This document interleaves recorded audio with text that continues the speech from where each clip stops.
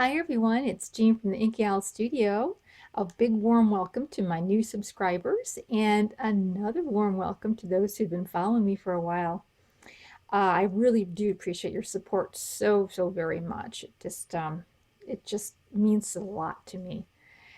Today is going to be part 4 of a series I'm doing. I'm building a sample portfolio. And by a sample portfolio, what I mean is that you make a basic undecorated pattern of some kind of idea for ephemera for a journal, and you save that basic pattern either in a file folder or a notebook or however you would like to save it. And then when you need ideas and how to decorate your journal, they'll be there. It's a fun way of just collecting a big variety and helping you not forget what you've learned, because it's so easy. There are so many patterns out there and so many ways to do things, and it's easy to forget them. So I have been making these prototypes. I've been writing my directions kind of like on the prototype directly, and you'll see that as I go along. And also save a link maybe to wherever you found out about this and how to make it, and that way you can go back to it again and refresh yourself. I'm going to present to you, or what I've been trying to present is just really easy, simple ideas, not real complicated ones. So these are simple, easy, beginner type of ideas to use, and they are not my ideas. Many of these things have been around for a while, and so I'm not trying to say this is something brand new. I'm just trying to encourage you to start collecting your own little portfolio of ideas. So enough of the introduction. Let's get on with these 3 that I have here. Let's start with the first one.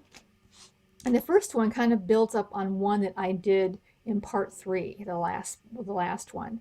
And Paula, in the comments there, gave me the suggestion of rearranging it just a little bit differently than what I had done. Now the original pattern was just a simple open and closed without anything on the inside, and it was just a place to journal and a place to close it back up.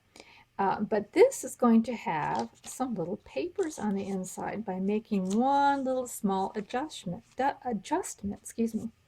So let's start out with our paper. And you can use any size of cardstock, and this happens to be 7 3/4 by 3 1/4. You can try the size, and you may think, I want it smaller, I want it larger. It's not difficult to adjust the size at all. And the first fold that we want to do on one end is about a 1/2 inch. Now, it can vary just slightly, but it might be a little more than a 1/2 inch. Actually, you know what? I'm thinking it's like 3/4 of an inch. So I am going to put down here 3/4 because I think I got that wrong.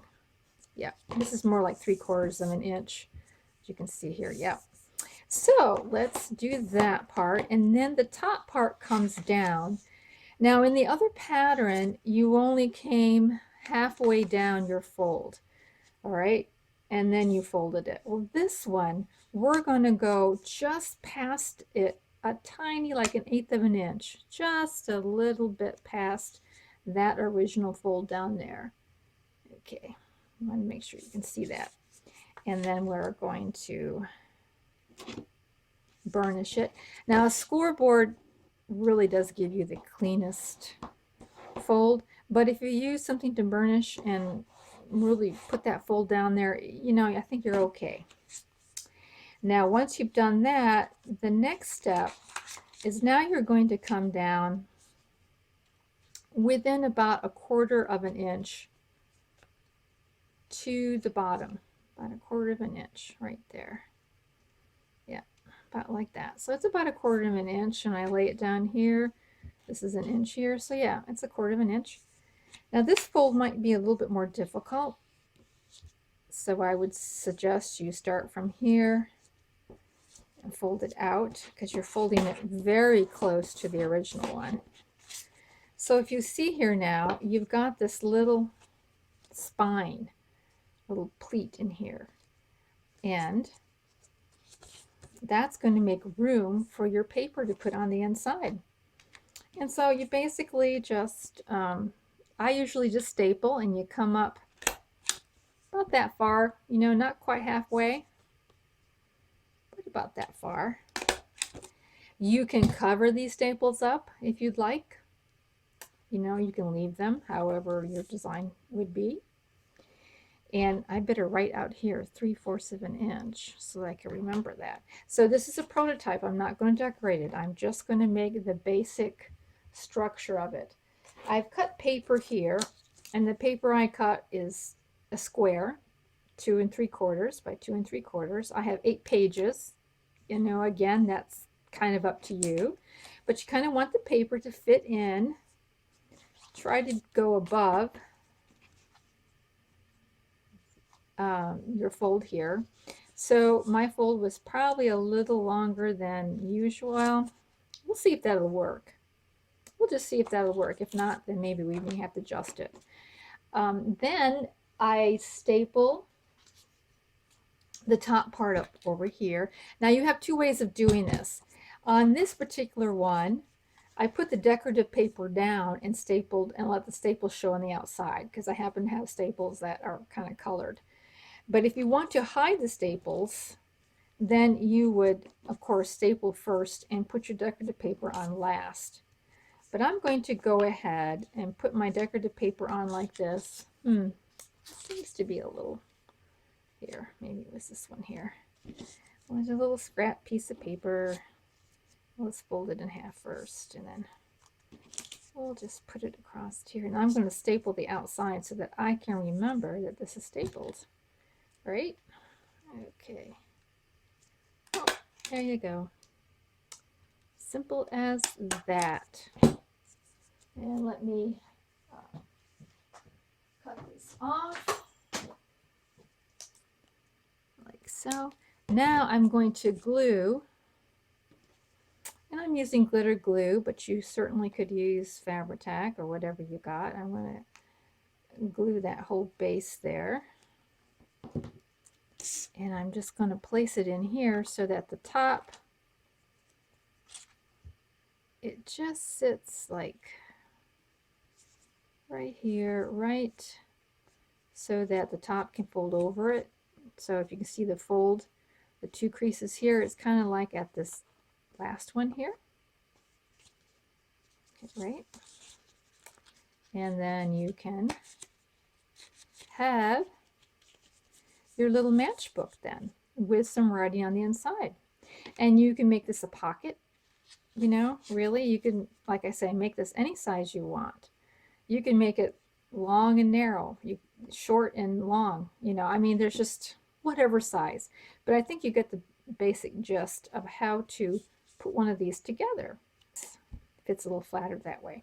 But that is the matchbox. And here is decorated. I covered up the staples that were down here, glued it on the inside. I used tea stain paper, and decorated the outside. And this is going to be slipped in the pockets, so they're going to see the back part of it. But that is one little idea. The next idea, making a pocket that is long and tall. And it's a really simple idea, but it does add variety and interest to your pages rather than always making the pockets one particular size. And this is kind of a fun way also to use up your window junk mail that you get. And also lots of digis do have like little bookmarks with them, or you can get digital bookmark shapes. And so those are perfect for these type of things, but you can make your own, bookmark, of course. And so what I have here then is the envelope, and I actually did just use collage paper, covered up this piece of cardstock, made it about the length that I wanted it. Of course, you want it to be within your page. So let's say that, this is your page, you kind of want it to sit, on the inside of it. And I just measured it out, how much would I think the next thing I did was I actually put the bookmark in to see what did I want to have showing in the window, so I felt like that was a good thing to show. I like the way it looked.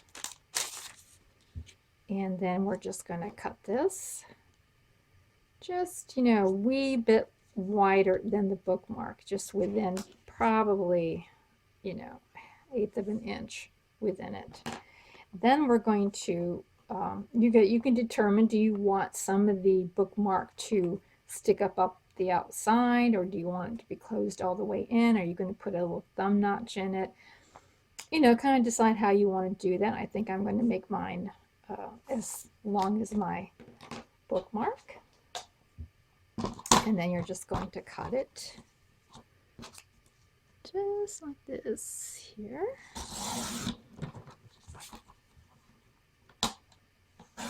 There we go. And now you have your envelope, but you have the one side, of course, all the way opened. With this one here, I did not tea stain it. I just got some ink and just went around and lightly inked it all the way around, just to kind of give it a little bit more than a stark white look to it. You can positively tea stain them if you want to, but I didn't in this case. And then what I'm going to do to close up this little part right here, and of course to get rid of this wording, which a lot of times envelopes do have that, I just put a decorative edge. And you don't even have to do this. You could tear it, you can have it straight, however you would like. But I just put that there, and I am going to wrap around this here to the back, about like that. And finishing tool down there, and I'm just going to glue this onto the side, and then you will have a pocket. Go. And this will look really cute. Now, the first time I did this, I glued that opening together, but I found that it made my bookmark did not slip in real smoothly. It was just hard to get it in, and I think because when you put a bead of glue down there, it's not even, for one thing, and of course it's going to close off more of your width than it does by wrapping around the paper. So you got a lot more, you got the exact room you measured by wrapping the paper around it than if you were to glue these sides down. Now you can cut it larger, but it's going to end up being wider than your bookmark. So that's just an idea. That's kind of why I like putting that little piece of paper down, and it's decorative and it looks nice. So this is an idea here, and then you can glue this into the journal page like so for them to lift up, and you can put some ribbons or whatever. Like here I put some ribbons at the top. They kind of stick up out of the journal. So there's lots of ways to decorate it, but this is a real basic one. Now if you don't have, well, I can't imagine anybody that doesn't get window envelopes in their junk mail, but maybe, maybe you don't. And you can always go out, and I just bought an inexpensive pack of business envelopes from the dollar store, and I sealed and glued down the flap. I measured what was halfway on my envelope, and I just cut it. And this way, you can get two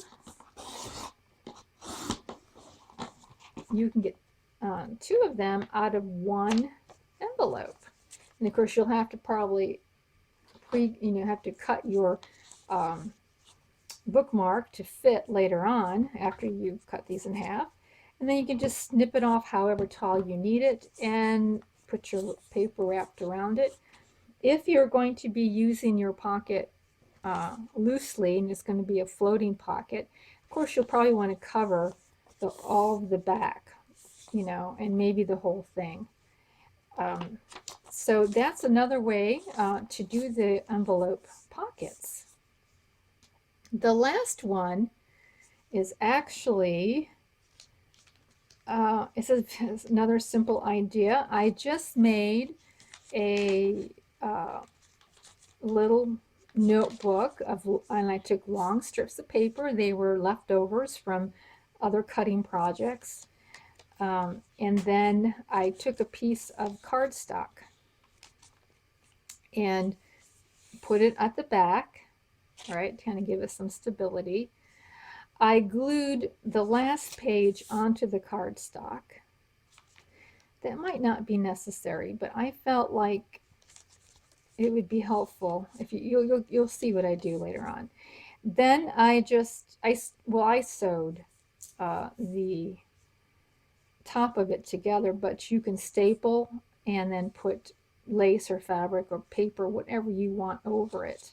I like the idea of the fabric because you could put a little mini tag on it, and the mini tag is actually an idea in itself. It can be attached to any tag, any larger tag. So a mini tag is kind of fun to decorate here and there. Now what's going to happen here is, let's say that this is your page, your journal page. You're going to need to cut a piece of cardstock that is probably a good good inch wider than whatever your little booklet is. And you can cover this with decorative paper. I'm not going to do it here, but that's what you can do. And you're going to glue this in, and it's like a mini belly band. Oh dear. Come on, glue. You can do it. Yeah, there you go. It's like a mini belly band to put in there. Glue it like in the middle of your page. And then when that gets dry, what you're going to do then is slip in this little guy in like this so that it hangs in your page like so. It's just it's so very simple, but what a cute little idea, just to have something look nice and be able to take off and on, or the person, can still write on it, but they can take it off and they can actually put in a new one if they ever want to. So it's a nifty little idea, I think, anyways. So those are the 3 ideas for this time around. I will definitely be working on some more things. I know this is a little bit later than what I wanted it to be. I wanted to do one a week. It didn't quite work out that way, but I thank you so much for watching. I hope that you will give this a try and build your own portfolio, and we will see you next time. Bye.